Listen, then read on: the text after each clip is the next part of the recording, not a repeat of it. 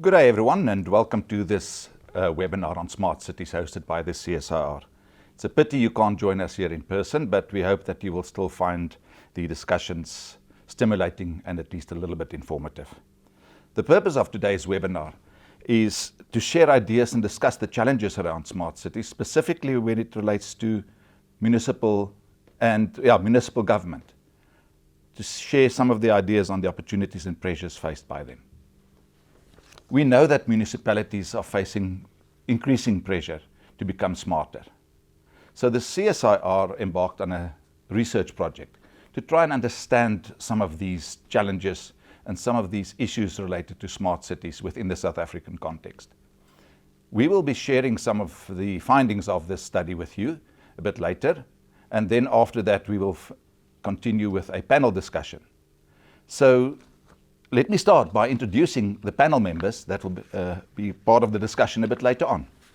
I'm going to start with the one that is joining us in person here today, Nonopa Tenza. She's from Standard Bank. She's a metropolitan municipality specialist. She has a specific focus on servicing the public sector market in the corporate and investment banking division, and she has a master's in accounting and finance from the University of Dundee in the UK. Welcome, Nonopa. Thanks for joining us here in person. Then joining us virtually, we have two other panel members. The first one, Dr. Kevin Naidu, is the Executive Manager for Municipal Governance at the Department of Cooperative Governance and Traditional Affairs, and he holds a doctorate in the domain of local government. Welcome, Kevin. Then also joining us online is Andile Skosana. He's the CEO of City Consolidator Africa, an infrastructure and city development consultancy. He's a town and regional planner with an MBA. Welcome to you as well, Andile. And then our other panel member is a colleague of mine, Engela Petzer.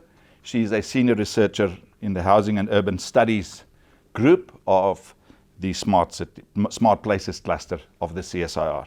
She holds a master's degree in town and regional planning, and she's focusing specifically on urban futures and smart cities within the South African context. I'm your host. My name is Tinus Kruger. I'm the research group leader for Housing and Urban Studies in the CSIR Smart Places cluster.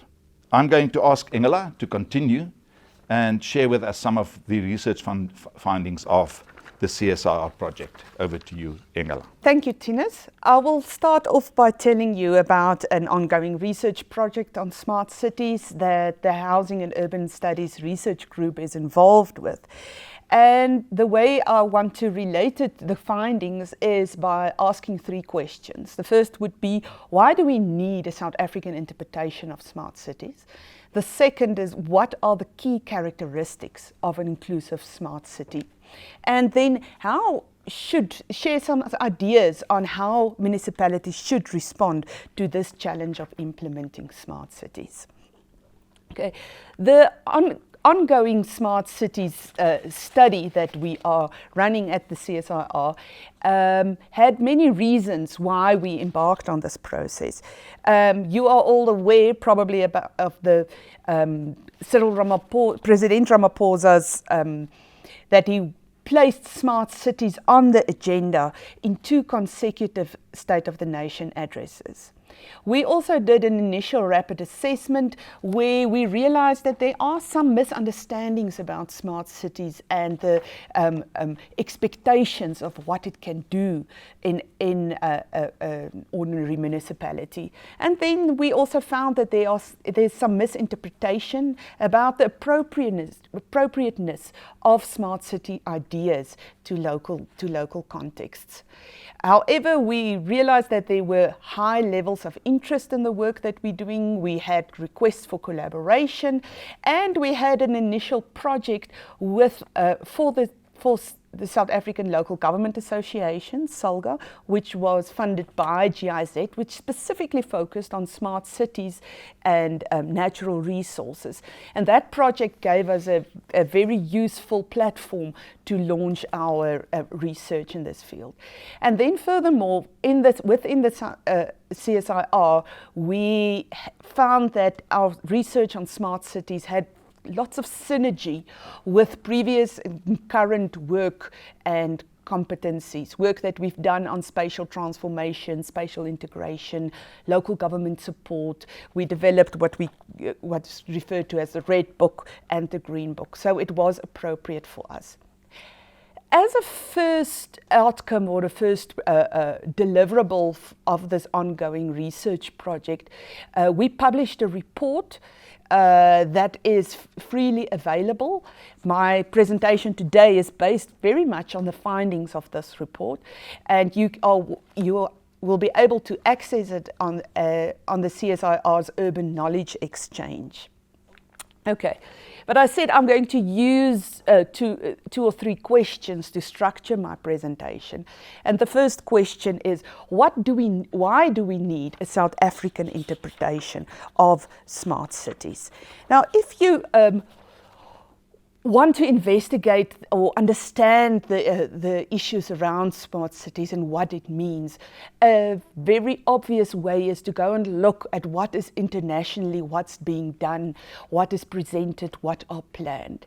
And if you just do a simple internet search, you will find these popular images of smart cities that shows high-tech visions that are mostly placeless. They are very clean and orderly, and it's very difficult to relate them to a specific context, as they do not acknowledge ordinary urban context and conditions, let alone South Africa's specific context. A second way would be to look at where have the smart cities concept been implemented in real life. And we had a look at a number of cities across the globe. There are quite a number of them in the global south, especially in Africa. There's quite a number of smart cities projects that are running. But these projects are mostly at different stages of development, and they are mostly focused on different aspects. Some are focused on specific precincts, some are focused on entire cities and satellite cities. So these were very useful and informative for us to have a look at these international examples. But we came to realize that what we need to look at and where we need to start is to look at the South African context, and specifically to start with the socio-economic realities in South Africa. And we're all well versed or think we have an understanding of poverty, inequality, unemployment, crime, and these kind of issues. But if you think of that, more than 50% of our population lives on less than 1,200 rands a month, it brings a new perspective. And it tells you that these people have priority needs related to food, to shelter, to education. And we need to consider those before we come with grand proposals. Another trait is the inequality in our society. This could potentially increase the risk of political and economic upheaval. And then, of course, unemployment was worsened by the pandemic over the past few months. But it also tells us something about the skill sets that are available that we need to consider when we propose smart cities initiatives. A further aspect that we found that contributes to the realities of the South African context is the unique nature of South African cities. After more than 25 years since the dawn of democracy, our cities are still known for sprawl, for fragmentation, for separation, and the challenges that goes with that.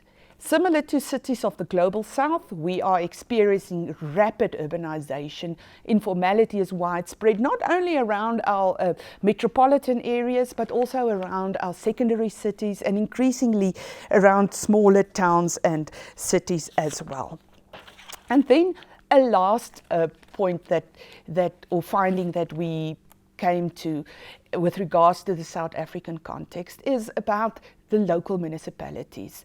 Local municipalities will be the implementing agent for smart cities, rightly so. They should be the people, the entities that implements this. But our local municipalities are facing severe constraints, capacity constraints, financial constraints, all kinds of challenges with relation to that relate to management. They are facing problems with uneven distribution of infrastructure, uneven access to services, aging engineering, etc. Okay, so if looking at all of this, we realize that a South African interpretation of smart cities should be based on the principle of inclusivity. A smart city initiative should improve the well-being of the entire city. The flip side of that is that any smart initiative that's implemented in a city should not have an adverse effect on certain communities or certain members of societies or certain areas of the city. Okay, so we came to the conclusion that an inclusive smart city is essential if we want to implement these type of interventions. Further on, we identified 6 key characteristics of what an inclusive smart city should look like. Okay. The first one is, we said that an inclusive smart city is smart for all. It is not something that should further marginalize the poor and the vulnerable. It should acknowledge the digital divide. We shouldn't take for granted that all people are technologically savvy. We shouldn't make assumptions that everybody owns a smartphone and the like. We should consider the diversity of potential participants. And here we should think about people that are poor, people that are differently skilled or not skilled at all, people that are disabled, and all of this should be considered when planning and initiating these smart city endeavors. As a second characteristic that came out of our initial study is that an inclusive smart city uses ICT as an enabler rather than a driver. Early definitions, and these come from the late 1990s, early 2000s, early definitions of smart cities tended to emphasize the technologies to be used in smart cities, especially ICT. As time went by and people started implementing some of these ideas, there is a growing realization that smart technologies should not be prioritized at the expense of issues such as social inclusion, sustainability, etc. And this quote of the Smart Cities Council actually encapsulates this principle. A city is not smart because it uses technology. A city is smart because it uses technology to make its citizens' lives better. A third characteristic that we identified is to say that an inclusive smart city is shaped by and it responds to the local context. A smart city in Rwanda will not look the same as a smart city in South Africa, and it should not. In a similar vein, a smart city in Gauteng wouldn't look similar to a smart city in KZN or in the Eastern Cape. Each smart city will and should have a unique journey, informed by a range of factors and not informed by a predetermined ideal smart city. We should keep in mind that a cookie-cutter approach will not cut it. Professor Nancy Odendaal of UCT often refers to the city-in-a-box concept, which is not applicable and will not lead to successful implementation of smart cities. The fourth characteristic that we identified as for successful smart city implementation is an inclusive smart city is co-produced by the community. Here we talk about public participation, and public participation not only as consultation, not only as a once-off event before you start with the implementation of the Smart City initiative. It should be something where communities are involved from the start, and they should be involved throughout. It can't be something that's enforced from above. Specifically because smart cities initiatives often rely on communities to provide perspectives, to provide data, to provide feedback for the entire system to work and to be able to improve decision making. A fifth aspect or fifth characteristic is that inclusive smart city embraces appropriate partnerships and innovation. Partnerships will probably be one of the deciding factors or determining factors of the success of smart cities.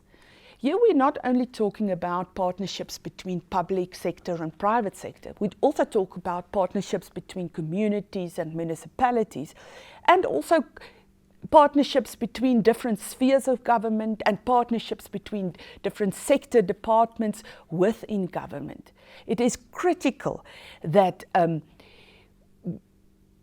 we should identify reliable partners that share the same values and the same objectives when we initiate such a project. The last characteristic that we identified is to say that an inclusive smart city is sustainable, resilient, and safe. Smart cities should not put us on an entirely new track. Smart cities should support current visions of municipalities, current visions such as the SDG 11 that calls for sustainable cities and communities, current visions of local municipalities to create sustainable, resilient and safe cities. So we're not going to deviate. We have to implement things that could enhance the sustainability of our cities. Okay.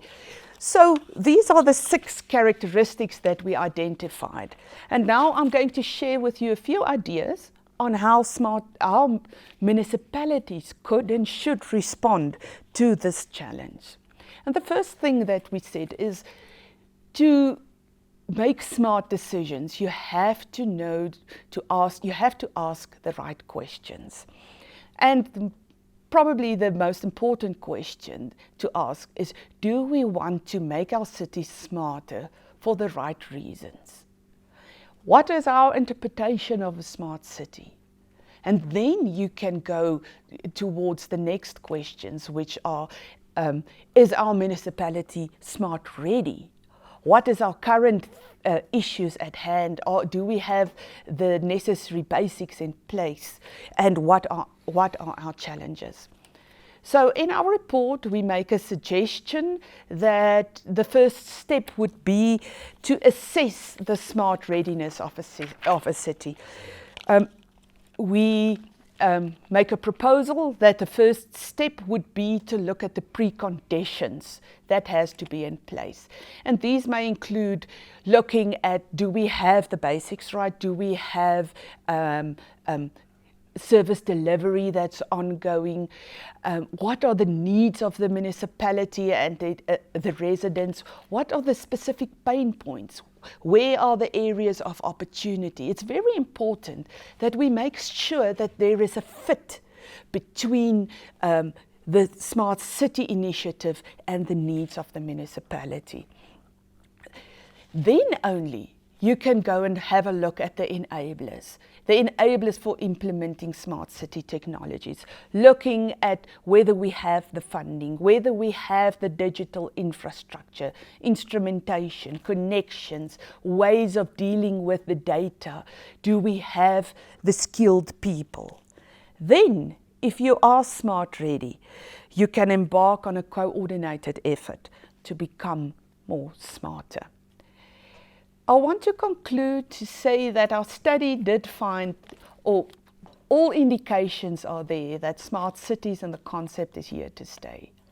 But municipalities would need impartial decision support to firstly identify context-specific smart city initiatives, and secondly, to select appropriate technologies. Thank you. Thank you, Ingela. I enjoyed your presentation. I trust that the panel members did as well. And we're going to move straight into now the discussion. And I'm going to start, Nonopa, with asking you, and the others can think about this in the meantime.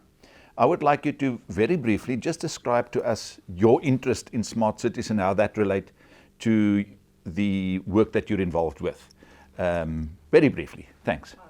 As you indicated in the introduction, I look after metropolitan municipalities within the Corporate and Investment Bank. And one of the biggest themes that's been coming out of our clients is the issue of smart cities. And as Standard Bank, our approach to how we look after clients is to be more than a bank. So it's not only just about lending and transactions, it's about understanding what's a priority for our clients. So we embarked on a journey to understand smart cities from our side so that we know how to support and partner with our clients in these endeavors. So that's my interest in terms of smart cities. Thank you. And can I move now to our virtual guests? Kevin, maybe you can just give us some background to your interest and the work that you're doing in smart cities. Yeah, look, I think, and a very good presentation, Ingela. I think, the background that Ingela started off with in terms of the pronouncements made by the president in 2019, then becoming a bit more clearer in the 2020 SONA, has suddenly put this matter of smart cities, at least, on the agenda of national government. And I'm saying national government because, there's been initiatives at a municipal level already, or for some time now, and therefore I'm saying that it has now been, let's say, escalated to national. But then now that brings, to the fore the role that us as COCTA need to play around the smart city initiatives. Now, we do not want to get to a point where the horse has bolted, where we get municipalities having the visions that Ingela has flighted on slide 8, where they foresee their municipality transforming overnight into a municipality with flying cars, etc. And those are the kinds of visions that people immediately associate with a smart city. So therefore, when you look at the medium-term strategic framework that government has put out, it has said that there needs to be a smart city framework in place. So COCTA primarily, its role is to develop this framework to try and, in the first instance, provide a uniform understanding of what a smart city should be.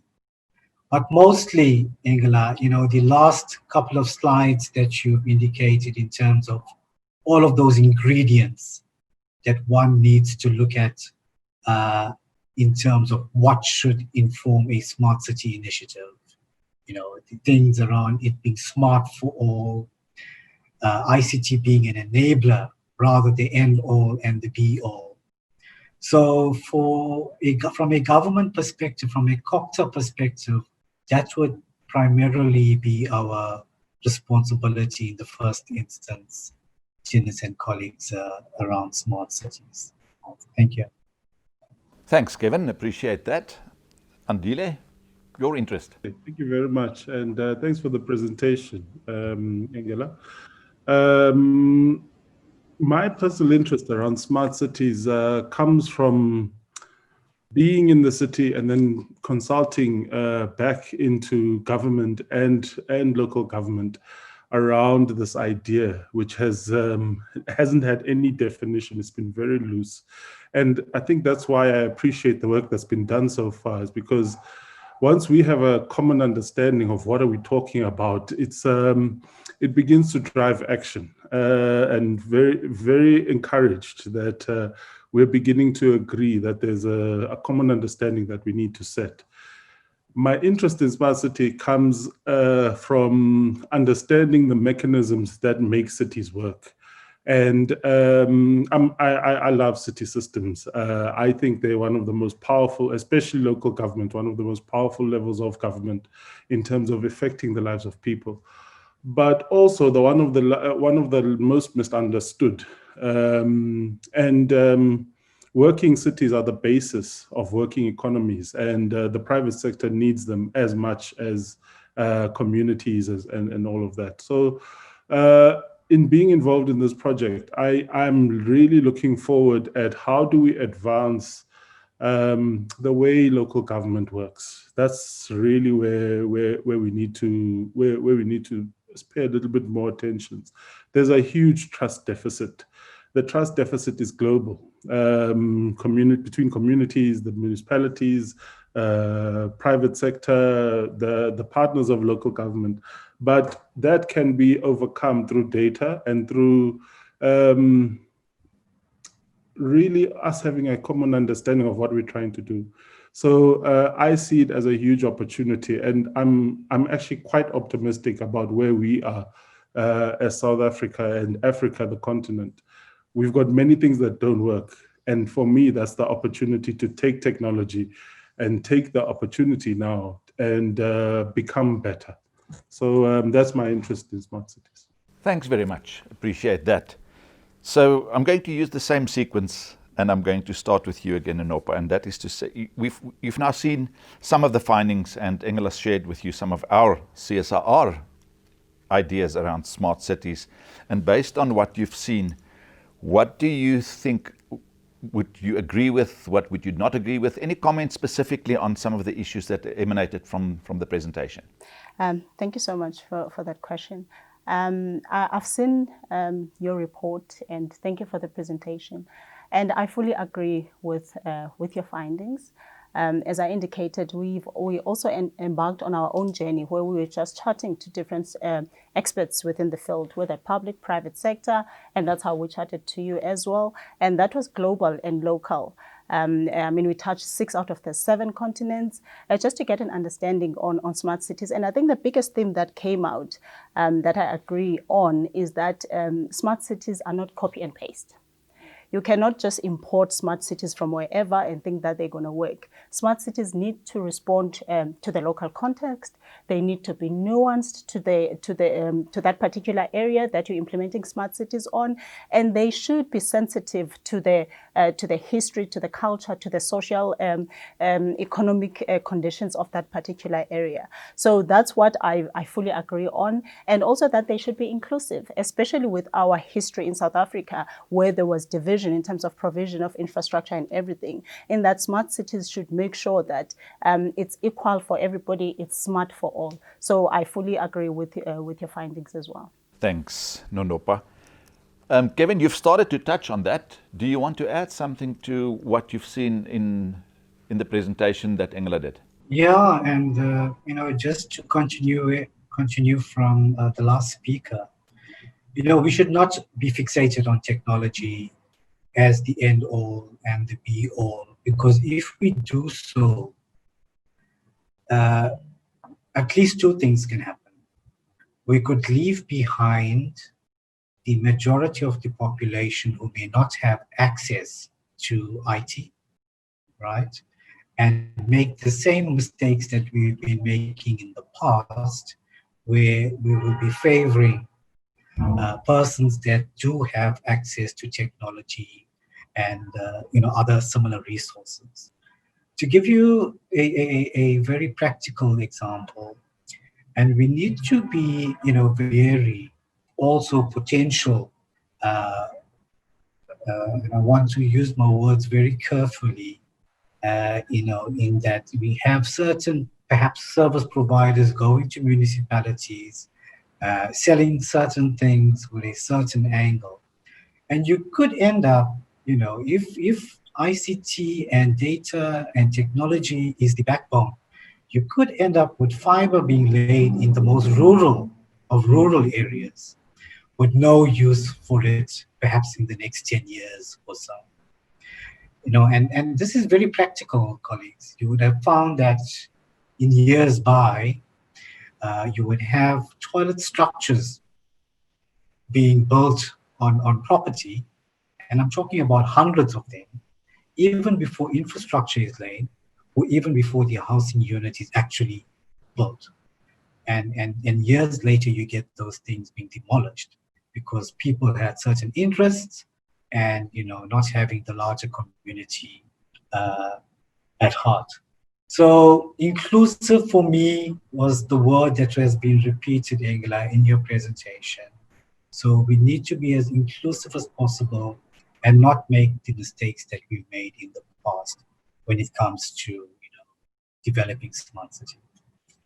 Thank you, Tinus.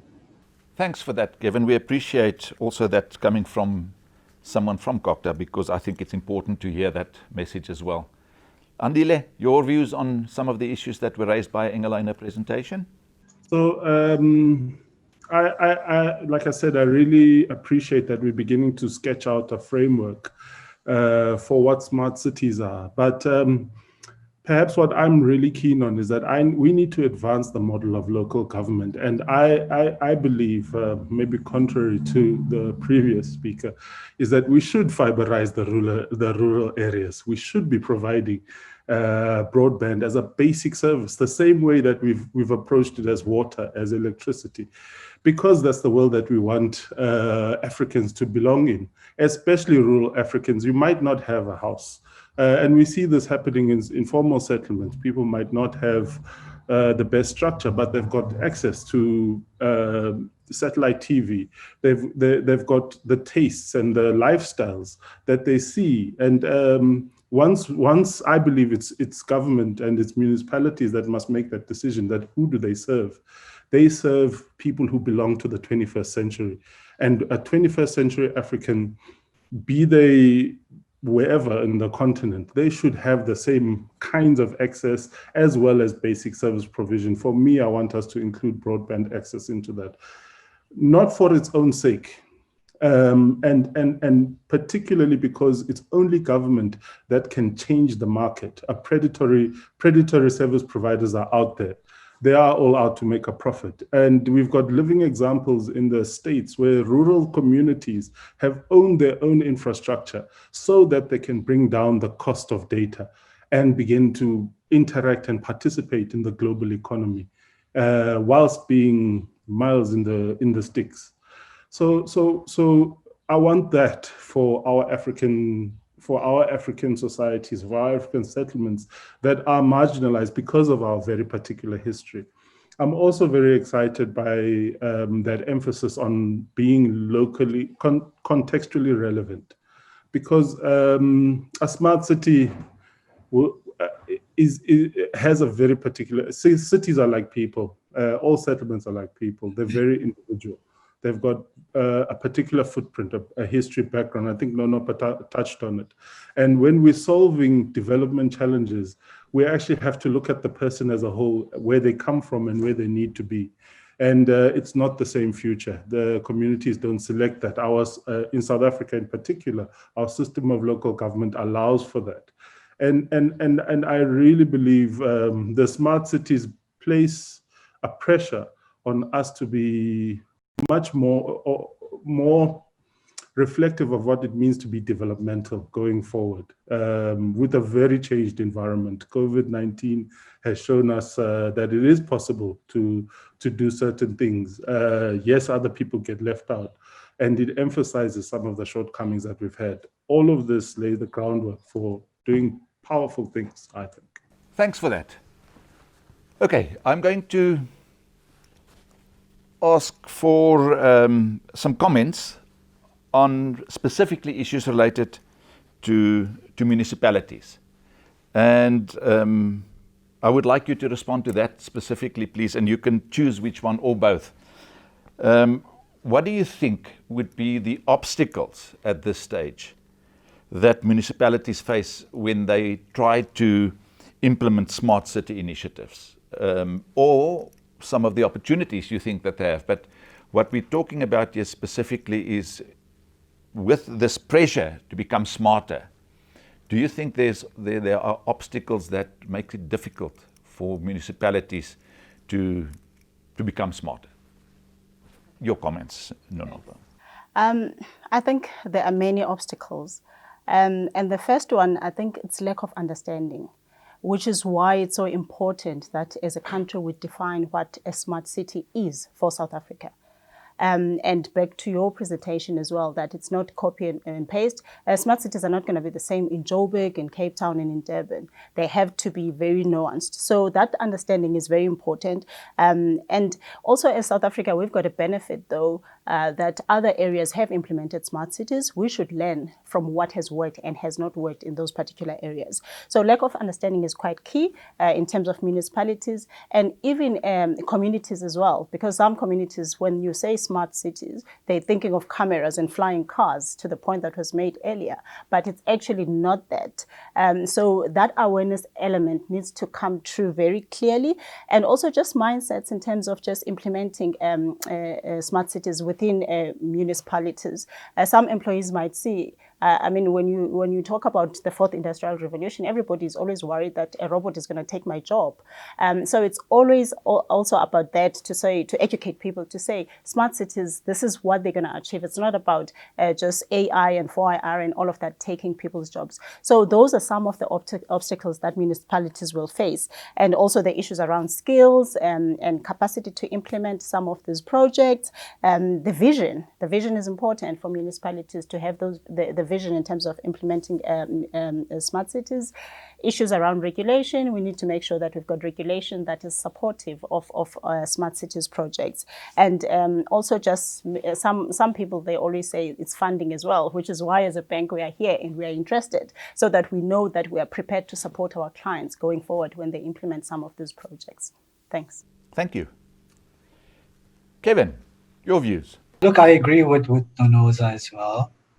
But I think, there's and not to come across as being offish, but, I think to ensure that the every space of South Africa is covered smartly is going to take a lot of time, right? And in order for us to assess what types of capability would exist in a space, I think we need to identify the environment first, to look at what the levers that exist in each of these various areas before we can say that, this is what would be fit for purpose in a specific area. And I think the term that Angela used was cookie cutter. We cannot have a one size fits all for any and all spaces in South Africa. So the issue around, whether we can become a Rwanda or Rwanda can become South Africa, or the initiatives that we have in the city of Joburg vis-a-vis, can we have the same in eThekwini? It should all be informed by what exists in the environment before we can identify what interventions we can have in place. There's simple things that we could look at. So, we talk about solar, and solar has been out there for a long time now, but why aren't we using it as some kind of smart intervention in a simple matter around easing traffic congestion? I mean, it doesn't cost a lot of money to get a robot solar powered so that it works when, there's load shedding, for example. Perhaps the last point to make, and it's related to, ICT interventions, colleagues. And, there's dangers when you leapfrog IT intervention. So we need to look at what has happened in other spaces. And even if, an area that does not have 3G or 2G connectivity now, and to immediately, go and install 5G, leapfrogging other technology, there's a lot of risks associated with that. So, the fact that, and I don't know if the colleagues know this, but CSIR is supporting the department with regards to development of the framework that we must do. And the fact that it is a local entity that's assisting us. We're confident that we will have local solutions being proposed rather than getting, outside experts and then proposing solutions that are not for the local spaces that we have in South Africa. So thank you, Tinus. Thanks, Kevin. Andile, your view? Thank you very much, Tinus. Maybe let me just reflect on three things that I think might complement or push the framework a little bit further. I think municipalities in particular must reflect on how do we legislate informality, because informality is not illegality, and the majority of our cities and settlements are dominated by informal forms of settlements, but also informal sector that make up what is the substance of a South African or African town city settlement. So we need to legislate formality and include that and bring that along in the framework for smart cities, because informality is not illegality. Yeah, and that's what some of those images show. That's the first part. I don't have a way forward on it in particular, but I do know that we have to make the noise and create a space, a placeholder for it. And for Nonopa, the informal sector is critical for viability of municipalities. All our systems right now of local government are quite antiquated, and they're almost focused on the formal sector, on formal property rights, on formal ways of billing and getting revenue, whereas there's a thriving market elsewhere. The second part of it, I would want us to innovate around particularly supply chain management. Why? Because getting our resources in place, contracting with the private sector, contracting with SMMEs is going to be the pivotal role of local government. We pay lip service to it about the legislation. If we wanted to, we should be changing that legislation. It didn't come from Moses and it's not written in stone. So supply chain, I think, is going to, innovating around those systems is going to be critical. And then the last thing for me is measurement and monitoring of cities.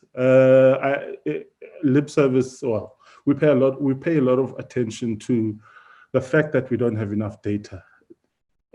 The irony is that there's actually quite a bit of data about settlements if you know how to manipulate it and apply it.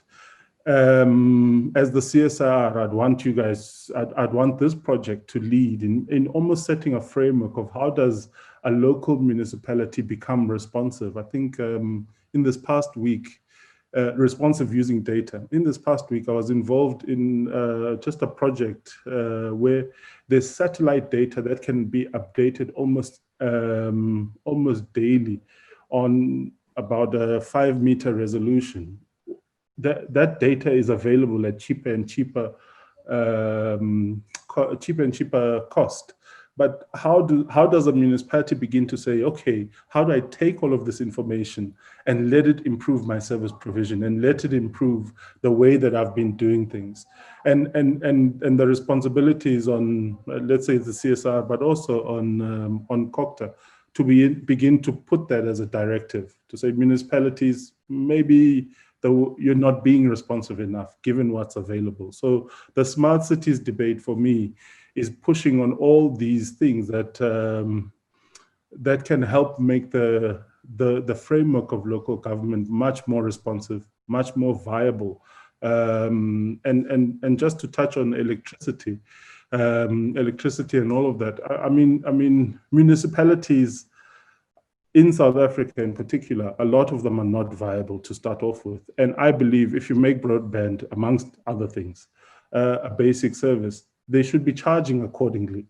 And as people are going off grid with solar, they are undermining the current business model of municipalities. It's only electricity services that are that are profit making, and that's where those are the cash cows that are basically being diminished.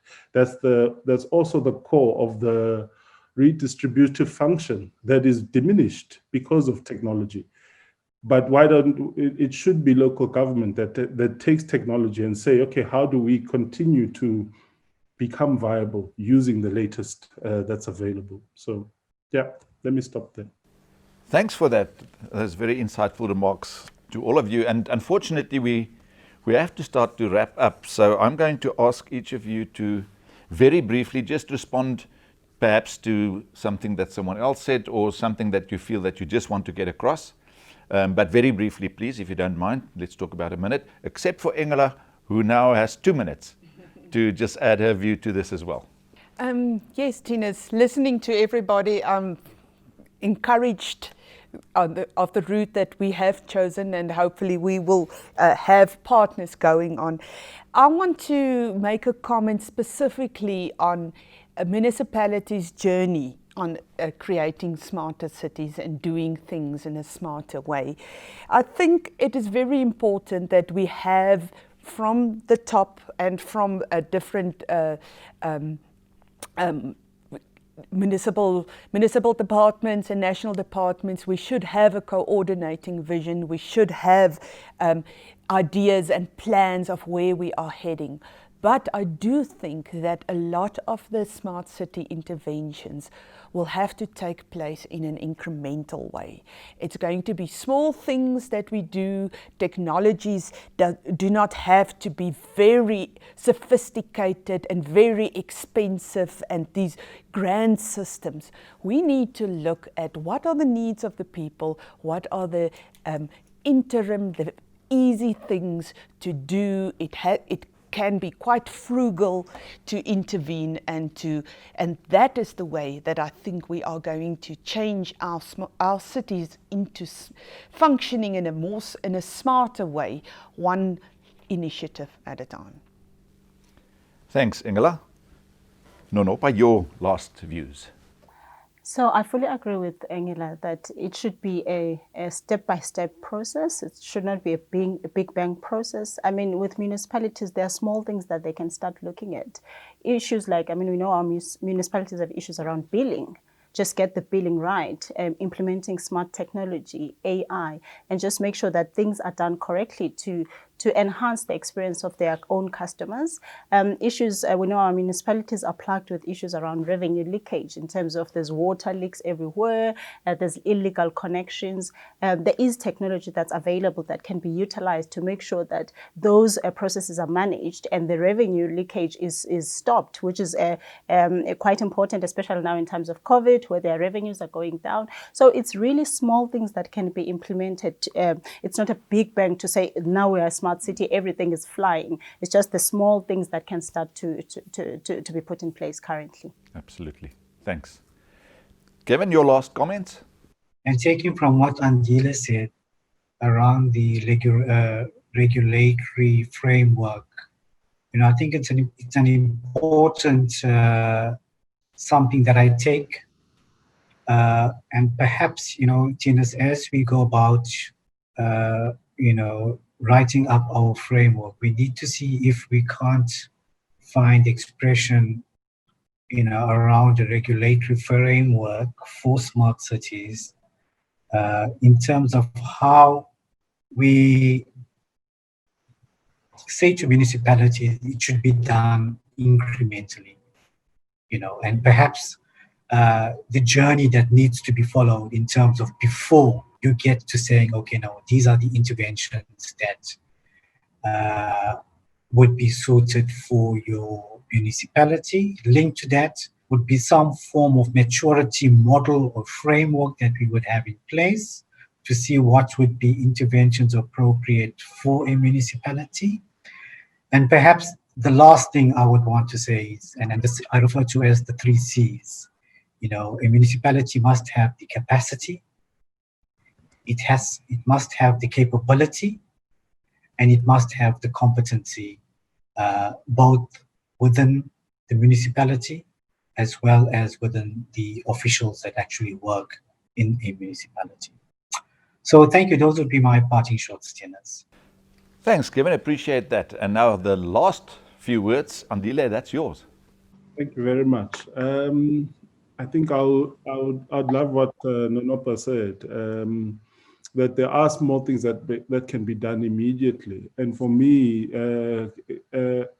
financial viability is the beginning of a sustainable municipality. And too often when we speak about some of these concepts, even a developmental municipality, the softer objectives, we forget that it must be a machine that can basically progressively do more for its citizens and for itself. And my parting shot is that the interventions that we must have must be focused on cities that are gonna last for the next 50, 100 years, that are sustainable, that are gonna deliver better and better lives for its citizens going forward. So that's what I feel smart cities can do. With that, we've come to the end of this discussion. I would really like to thank our panel members for participating and for their insights and their views. I think we've shared some ideas here that really need more discussion, and I wish we had more time. I'm not going to try and summarize even what we said. I think the key for me here is, no matter what we do, let's do it for the right reason. Let's not try and be smart just to become known for being a smart city or to be on a list somewhere, because there are many lists worldwide that will rank you according to certain criteria. Let's do it for the right reason. Cities are complex systems of systems, so we need to understand how that could impact on all parts of our community. So from me, thank you very much. When we talk about smart cities, let's always say leave no one behind. And with that, I thank you. Enjoy the rest of the day.